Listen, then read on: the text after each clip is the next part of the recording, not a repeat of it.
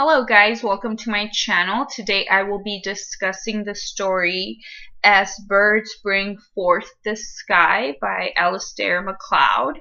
This is a short story and it's basically about a curse, about dogs, and about preserving the story.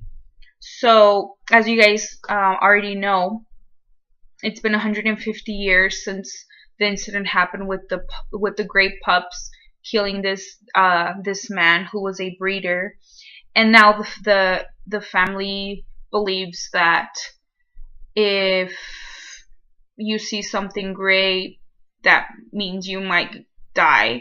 So they're cursed. They're cursed by this gray dog.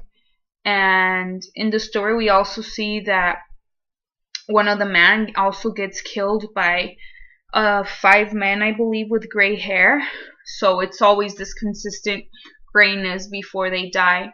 And they keep telling the story, even though it's been 5 generations. They keep telling the story. And each time they tell the story, they probably do not tell it exactly the same as the first story, as the originally what happened. So they might change it up.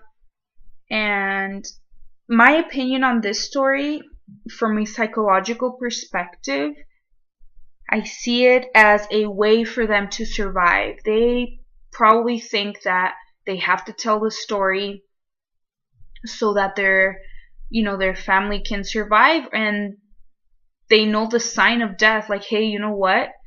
If you see something gray, that might mean you're going to die, or you're in trouble, or you're close to death.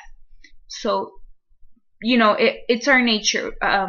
It's our natural instinct, survival instinct, to preserve our kin and to reproduce.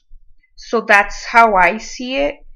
And I also see it from another cultural perspective. They probably want to preserve this story because it's actually pretty cool. I mean, if something like that happened in my family hundreds of years ago or 100 years ago, I would probably think it's pretty cool, even though I would be pretty skeptical because I don't really believe in curses. And maybe the author neither. He probably doesn't, MacLeod doesn't really believe in it. But if he took the time to write the story, that kind of makes me think that he does care. Not necessarily that he believes, but he does care for sure, to preserve this story. So that's what I think. And even though at the end we see that one of the brothers isn't really digging it, he's really skeptical too.